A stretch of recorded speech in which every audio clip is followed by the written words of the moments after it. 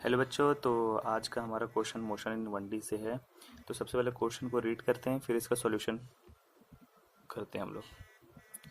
तो हमारा क्वेश्चन कह रहा है कि a vehicle travels half the distance with speed v and the remaining half with 2v, then हमें एवरेज स्पीड निकालना है। ठीक है, ये हमारे ऑप्शंस हैं।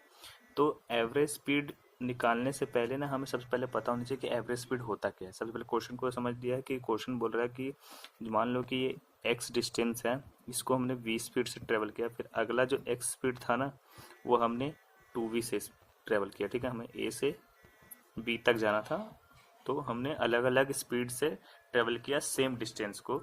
मतलब यहाँ पर टाइम अलग लगा होगा, यहाँ पर टाइम अलग लगा होगा, इसलिए हमने इसको t1 ले लिया और यहाँ पर हमने t2 ले लिया। तो सबसे पहले टाइम कैसे निकालेंगे। टाइम हमें पता है कि स्पीड जो होता है वो डिस्टेंस अपॉन टाइम होता है। तो हम लोग टाइम निकालते हैं, तो टाइम को क्या करेंगे, यहाँ लिख चल जाएंगे, स्पीड को नीचे लिख चल जाएंगे। तो सबसे पहले यहाँ पे हम टाइम मान लो t1 निकालना हमें, तो t1 के लिए डिस्टेंस है v, डिस्टेंस हमें x दिया हुआ है और स्पीड था v। वैसे ही हम लोग t2 निकाल लेंगे। t2 हो जाएगा हमारा x ही डिस्टेंस है लेकिन स्पीड अलग था, तो 2v हो गया। और हमें पता है कि जो एवरेज स्पीड, सबसे पहले एवरेज स्पीड निकालना, तो एवरेज स्पीड का डेफिनेशन पता होना चाहिए। तो एवरेज स्पीड जो होता है हमारा वो होता है एवरेज स्पीड, वो होता है हमारा total distance upon total time होता है। क्या होता है, total distance upon total time. तो हमें टोटल डिस्टेंस कितना है, एक्स एक्स, मतलब एक्स प्लस एक्स हो गया हमारा टोटल डिस्टेंस।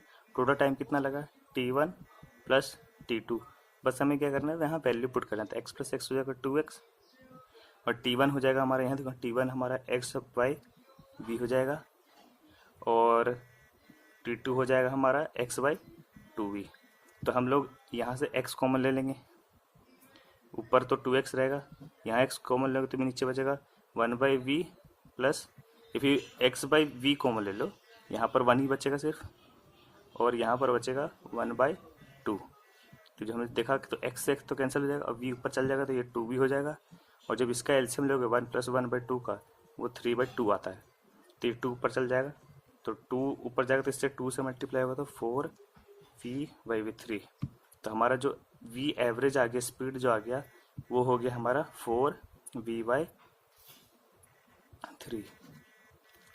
तो मैं यहाँ पर तुमको शायद दिखाई नहीं दिया होगा, लेकिन यहाँ पर मैंने बताया कि यहाँ पर हमने इसमें से पहले एक्स बाई वी कॉमन लिया इस पूरे में से। तो हमारा एक्स बाई कॉमन लिया तो यह बचेगा यहाँ पर 1 प्लस 1/2।